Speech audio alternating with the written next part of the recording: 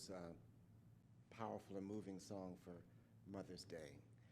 And happy Mother's Day to all of you mothers present and all of you mothers watching, and to my mother, I hope she's watching this morning, and to my wife, Gail, who I know is watching this morning.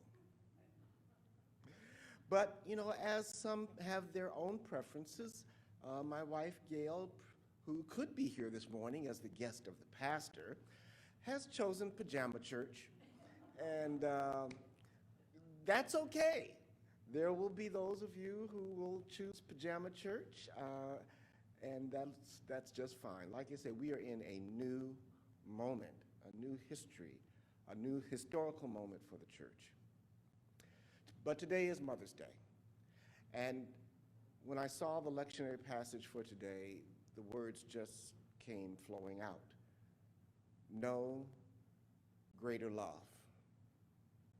No greater love. The Gospel of John, chapter 15 and verse 13 says, "No one has greater love than this, to lay down one's life for one's friends." If that's not what a mother does, I don't know what a mother is. Now, the community that produced the Gospel and letters of John has given humanity a tremendous gift. They gave us a religion that is simple and pure. Love one another. Love one another. Now, there are many passages in John that are much more complicated and esoteric and even bizarre. But the main takeaway, the easy takeaway, is love. Love as the heart and core of this faith that we claim, which is therefore the heart and core of the life that we live. I've said it before, and I don't believe I can say the community of John that we owe the simple and declarative and foundational truth of our faith. God is love. If you know no other scripture, and I know we progressive Christians don't quote the Bible that much, but this is one that you know that you didn't even know you knew, and that is God is love. The gospel presents the essence of the Christian faith in a series of dialogues featuring Jesus and the disciples. In the passage we read today, Jesus is encouraging the disciples to model their love for one another after their experience of his love for them. And in many ways, this is one of the key roles of every mother, to model love. When we receive love from our mothers, it teaches us how to love others, because it is our first experience of love. It's a love that knows no bounds. This love is sacrificial and self-denying. This love puts the other before oneself. This love is not a do unto others as you would have them do unto you kind of love, because sometimes we abuse that passage and tell people how we think they ought to be loved. No, this is a do unto others as they want you to do unto them kind of love, as they need you to do unto them kind of love. The community of John is a community that is bound together by love. So central to their understanding of their faith, their community, and their embodiment of the life and love of Jesus, that without this central feature of love binding them together, they might as well not exist. If they can't love one another within that community, they might as well not exist. This isn't just the most important feature of their community, it is their raison d'etre. It is why they have come together.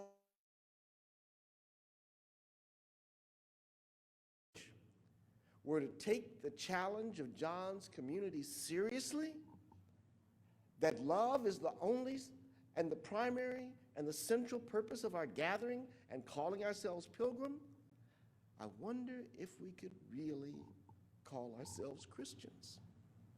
Because that's all it's really about. That is why we continue to gather. Now, I know I've said that we're going to be in virtual church, and some people are going to be in pajama church, but it's kind of hard to love your neighbor when you're not with your neighbor. And so we gather from time to time, maybe not every week in the future, maybe once a month or something like that, but we must gather just to practice loving each other, to practice being with one another in our differences, in our diversity, in our different opinions, and still find a way to love each other. And we have to come to church to practice that love, because then our job is to go out into the world and love people that we don't even know. So we practice here at Pilgrim on loving people that we know, that we have something in common with, through our differences of opinions, and we model for ourselves, for our children, and for the world how to live through our disagreements. Because isn't that the problem facing our nation right now? How can we live through our disagreements? Meaning that we're not always going to agree, but we still have to be a church anyway. Meaning that we're not always going to agree, but we still have to be a country anyway. Meaning we're not always going to agree, but we have to be and are one world anyway. And so that's why we gather, to practice loving one another, to practice on people that we strive to know so that we can learn to love. And then when it really matters, to model that love for the world by loving those we don't know simply because they are human beings, simply because they are children of the same Creator, Mother God, that has brought this world into being. Yes, today is Mother's Day, and we can learn a lot from mothers about love. The reading from John said that there is no greater love than to lay down one's life for one's friends. That is what mothers do for their children from the moment of conception to the mother's last living breath. Being a mother is an incredible sacrifice. I say that being a mother puts your life on the line from the moment of conception until that mother's last living breath. You've heard me tease about my having been pregnant for the last 4 years because so many women in my life have been pregnant, and I vicariously have a concern and have my worry about every day that they're pregnant. And I've learned what they've already, and always every woman has known, how much risk one takes on in a pregnancy. And so when they say that it's important for women to have that autonomy to choose whether to become a mother, and that decision needs to be available to every woman at every moment. Because from the moment of conception, her life is on the line. Maternal mortality is still with us, folks. And the highest rates of maternal mortality are African American women. They did a study of African immigrants who came from African nations with a lower maternal mortality rate than the United States, than African American women in the United States. And when they moved to the United States, their rates of maternal mortality go up. So ask Serena Williams about maternal mortality and about how her life was at risk during her pregnancy and how she was unable to get the care and the attention from even her own doctor that she needed. One would think that those who are not mothers would do all we can to support and help mothers with the vital and tremendous undertaking they bear on behalf of not just their children, but on behalf of our communities, our families, our nations, our world. We wouldn't exist and to support them. But no, we don't. Ironically, the United States Census that was just concluded showed that the population of decade than in any decade since the growth rate is measured both by the rate of increase of immigration and new births. So you combine all the people that move into the country with all the people that are born into the country, and you subtract the people that die within the country, and there's your growth rate. Now, both of these rates, immigration and birth rates, slowed significantly in this last decade. Yes, immigration and birth rates slowed. For all of the hoopla about immigration, immigration has been slower in this past decade than in prior decades, and not due to any wall, but due simply to a stronger Mexican economy and a weaker U.S. economy. Immigration is in a symbiotic relationship with the economies of the sending and receiving countries. That has always been the case. The economy is the strongest variable in any immigration calculation. But the birth rate is a different phenomenon. While the economy is a factor in the birth rate, the only slower decade of growth was right after the Depression. But that's not as important as one might think it is. It's a factor, but it's not the factor in whether the birth rate increases or decreases. Ask any mother. It takes more than a good job to be a mother. It takes more than a good job to decide to become a mother. In fact, if your good job doesn't provide paid family leave, your good job isn't good enough. The United States stands alone among first world developed industrial nations in not providing significant paid family leave for all the parents of a newborn child. And when the leave is over, the cost of child care can consume significant portions of the income earned at this good job. And then, without the support from the extended family, starting with the spouse, and radiating out to all who love and care for this child, a mother is easily overwhelmed by the burdens of parenting.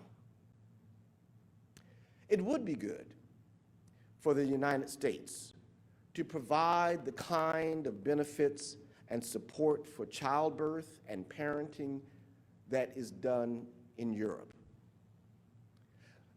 But know this, in spite of all that the Europeans do, they still have not been able to increase birth rates in any significant way. In fact, they, like the United States, if you exclude immigrants, continue to experience a birth rate below 2.1, which is the minimum birth rate required to simply replace a population. So Western and Northern European populations are shrinking. The United States population, if you only look at the natural-born citizenship, is also shrinking. So what is it that has depressed the birth rate in all of these prosperous economies and developed countries? There is one clear factor, more important than directly the economy.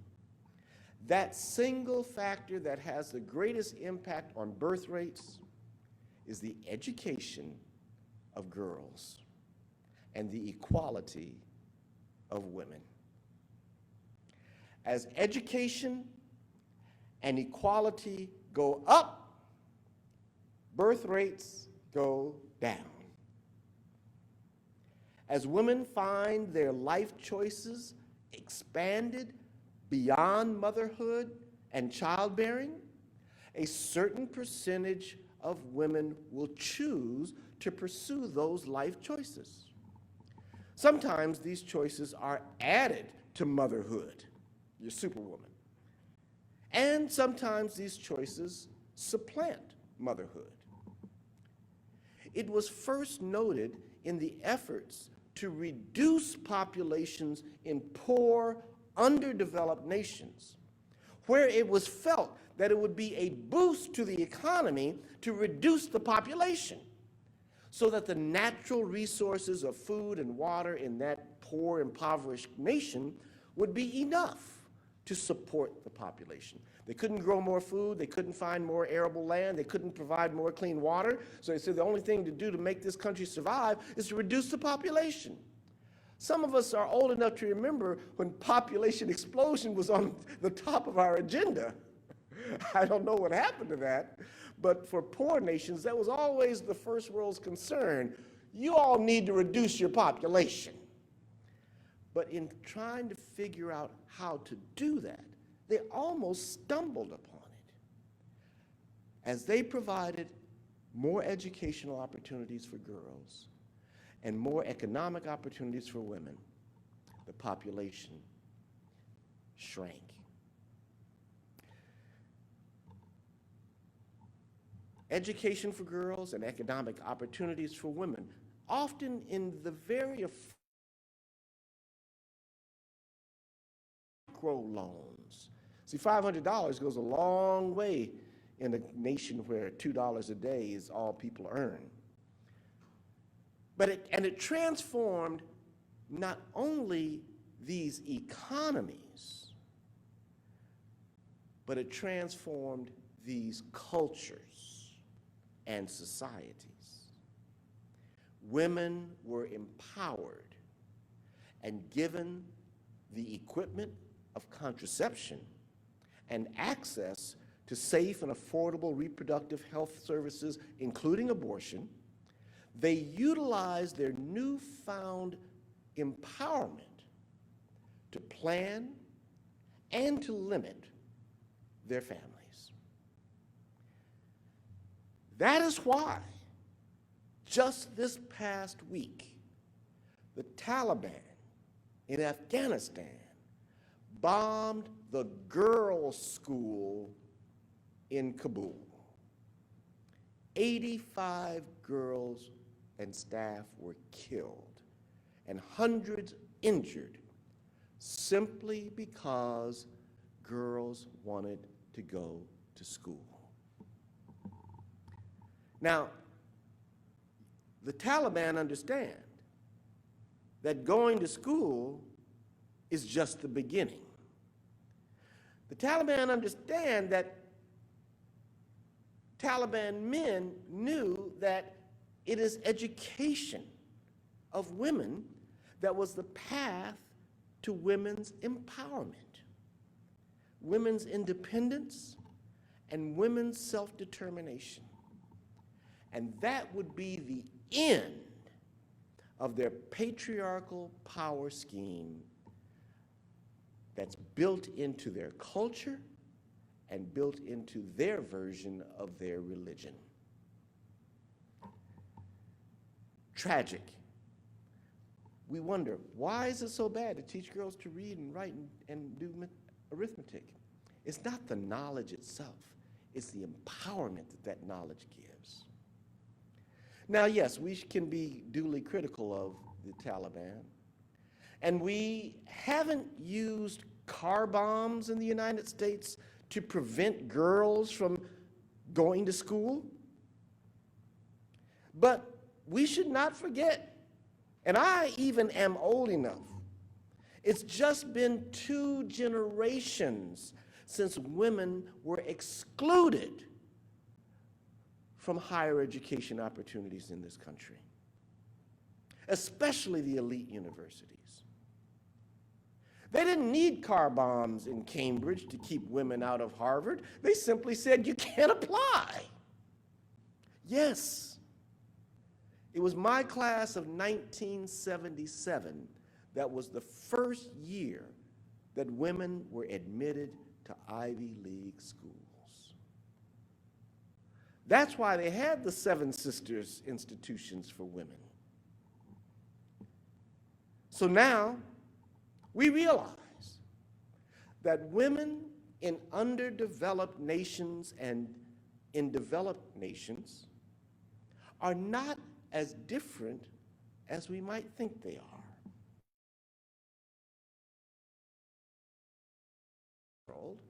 And women in the 2/3 world share the same desires for empowerment and self-determination. We realize that women all over the world, that for women all over the world, education and economic and political opportunity have the same impact on their nations, their cultures, and their economies. Whenever girls and women are empowered. And when we accept that people all over the world are not that different, that we are all human beings, then we won't have all of this wringing of hands about our slowing population. In every study about our slowing population growth, they say there is a simple answer. And it's not men having babies, so don't get worried. No, the very simple answer is to increase immigration. We don't need necessarily to reduce the overpopulation in these poor countries. We just need to let the natural flow of human movement, which is what has happened from the very beginning of time.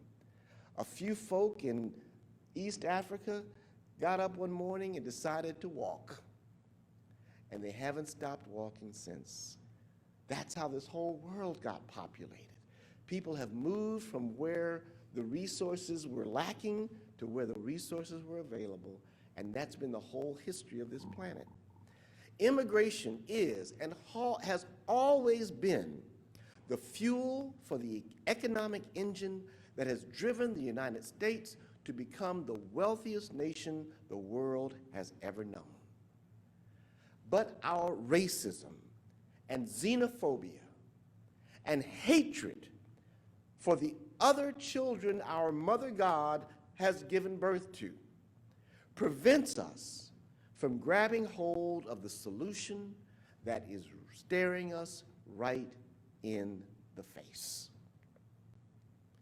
One thing every mother knows, every parent knows, is the unique pain that a mother feels when her children fight, hate, and destroy one another.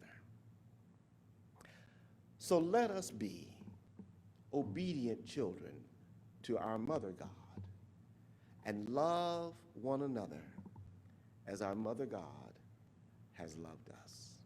Let the people of God say, amen. And now we'll have our closing song from Brad Davidson.